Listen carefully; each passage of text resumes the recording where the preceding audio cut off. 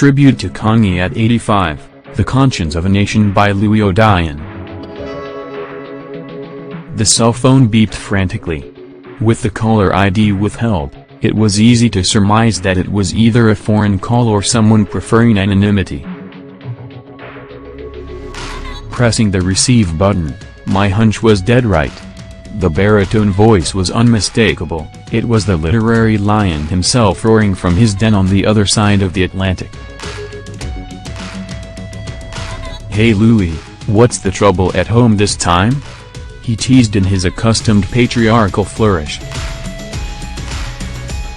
"Good day, Professor," I responded and, excited that my repeated dials had finally paid off, quickly switched to the sarcastic mode Kongi had set. "It's Maradona again, oh." Of all the idle pensioners left in Nigeria, the NLNG people just declared that he's the only one fit to give keynote address at the next prize ceremony.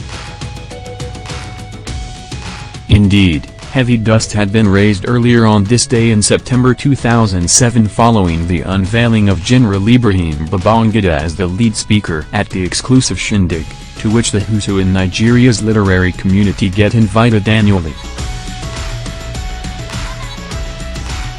As editor of Sunday Sun, then with a robust literary section, this writer was urgently seeking Professor Wole Soyinka's comment, to set the agenda ahead of the presentation ceremony scheduled for the following weekend.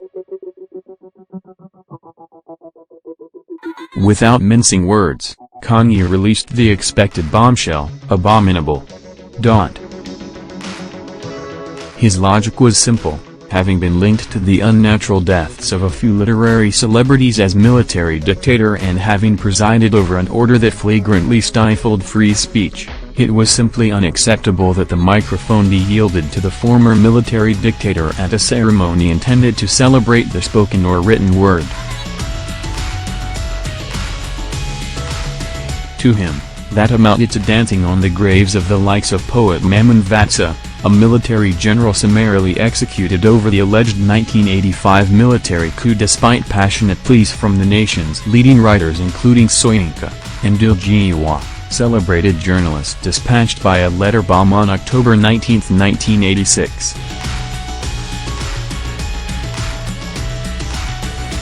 Almost breathless with rage, Soyinka said, "I call on ANA, Association of Nigerian Authors, to boycott the NLNG Grand Award night unless the organizers reverse themselves on the choice of General Ibrahim Babangida as keynote speaker, mindful of his antecedents. His choice is an affront on intellectuals in the country. NLNG has the right to invite whoever it pleases. It should also be understood that ANA, as a democratic institution, reserves the right to boycott." Saying that invitation extended to IBB is in the exercise of freedom of expression is a distraction. It is agreed that freedom of expression is consistent with democracy.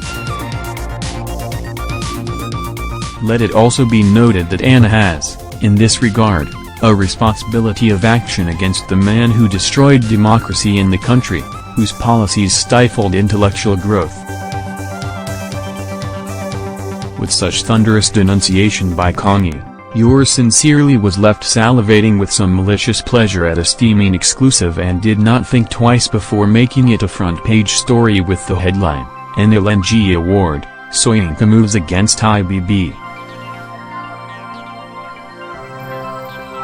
Predictably, Soyinka's eruption instantly triggered a concatenation of lightning and thunder across the land. Literary icons like Professors Nyayo Sunday and Okindib added to IBB's misery with their barbs. There were a few dissenters, however. At the end, the 2007 edition of the Literature Prize organized by the Nigerian Liquefied Natural Gas was completely overshadowed by the debate on the propriety or otherwise of inviting a military dictator to a literary feast. Fleeting as it may seem, the foregoing anecdote nonetheless speaks to one fact: Another confirmation of Professor Akinwandoluwal Soyinka as the conscience of a nation blighted by vanity and amnesia, with a deep moral voice whose resonance not only sends fear into the hearts of men of power but also inspires generations of men and women to stand up and be counted for good. By and large, what truly makes Soyinka great is not so much for the monumentality of a talent that spews pithy poetry, gripping prose and transcendental drama. His greatness lies more in the courage and character he brings to bear and creativity. At an age when no territory seems restricted anymore, when many yesterday's heroes and heroines have been exposed to be counterfeits, when more and more of the surviving statesmen would rather trade away their honor for temporary gains, Kongi remains an exemplary, distinguished from the multitude by his trademark hoary mane accentuated by an equally immaculate goatee. My early contact with him was through the channel of the written word. Beginning from secondary school, to the polytechnic and later the university, I read tons and tons of Soyinka's works to find my own feet as a writer. As many students will attest, Soyinka's poems were a source of dread and torture. But the Kongi I would later encounter as journalist was a pleasant man. Despite his world celebrity status, his humility is very numbing and, as the good teacher, he never allows any opportunity to mentor the younger ones pass. As one of the pioneers of Thursday Backpage back in mid-90s, this writer was introduced to him by a professional Igban, Sr., Dr. Yemi Ogunbiyi, during a flight to Abuja from Lagos. "Oh, your face is already familiar," he said, offering me a handshake. "You're one of those I read on Thursday Backpage."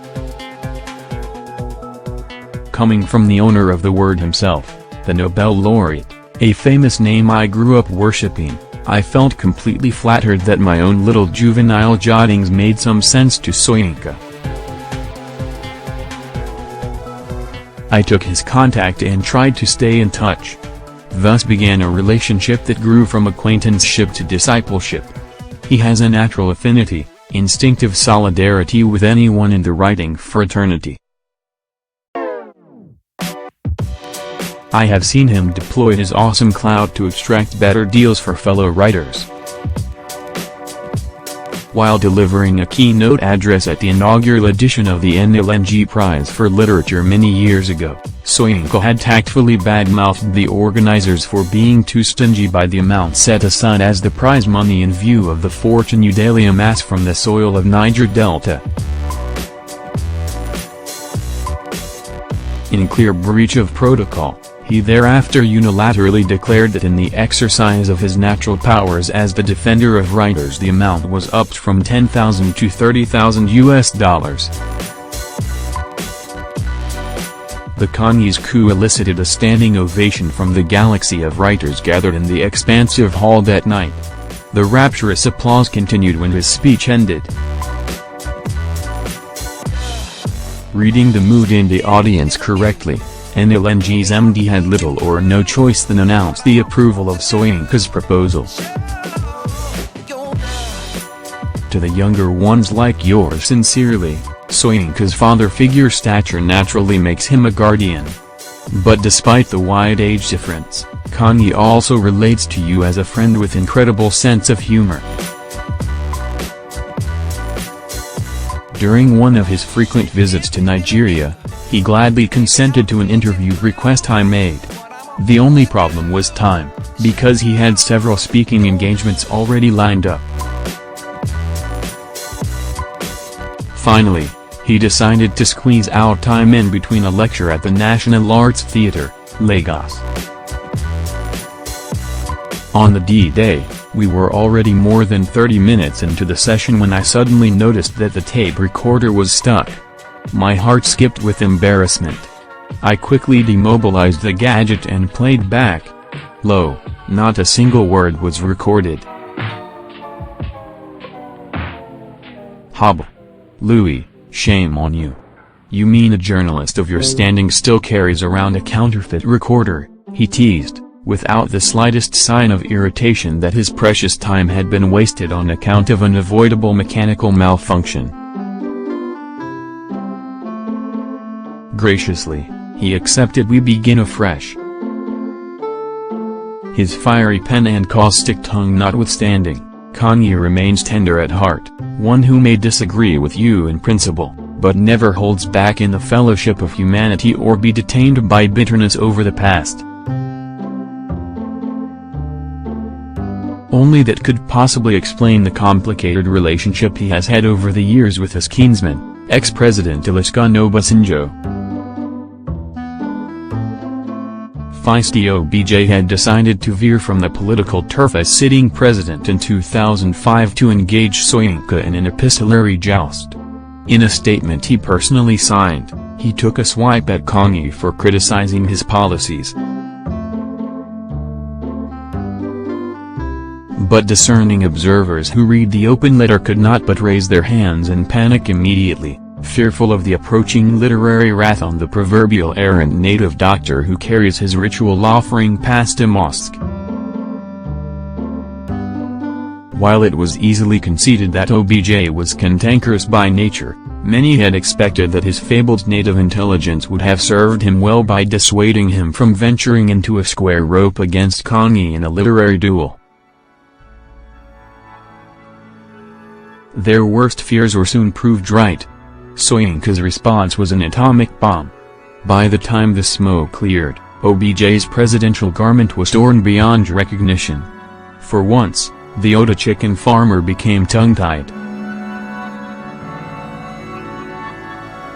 Months later, the animus that Open Rofo, dirty fight, had generated would not prevent Kongi from showing up at the funeral of OBJ's spouse, Stella, who died suddenly following complications arising from a medical procedure in Spain. When OBJ finally met with Kongi face-to-face on the aisle outside the funeral parlor, the story is told of how the president exploded in a playful rage. "Whoa, I will. Whoa, you," raising an arm in mock threat. Defiant Kongi fired back, "Sagun, hoary," thumping his own head in a supreme Yoruba gesture of contempt. Obviously more embarrassed than amused by such show of audacity, the band of guards around the president cleverly looked away.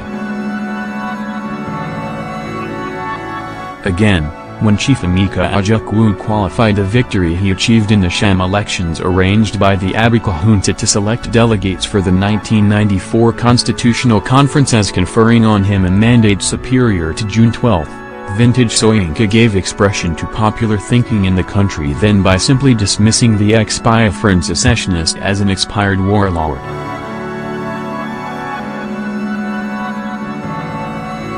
That critical riposte would not prevent Kongi from attending Ojukwu's burial in 2012 to pay last respect to a personal friend.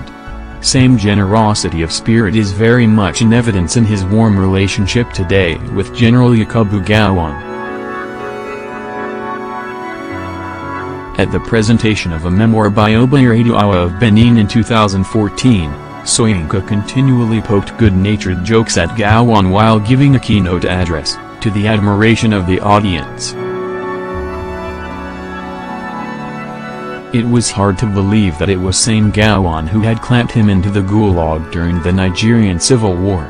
In fact, his 20-month solitary confinement birthed the book, The Man Died. When it was his turn to speak, the former head of state threw the crowd into a fresh bout of laughter by cautioning Kongi to watch his tongue. "You should remember that it was because of the same sharp tongue of yours that I sent you to prison in the 60s. Being the first black man to win the Nobel Prize in Literature, Soyinka's life surely sends an enduring message, the infinite possibilities of the black race and the value in character. Here's wishing him happy 85th birthday.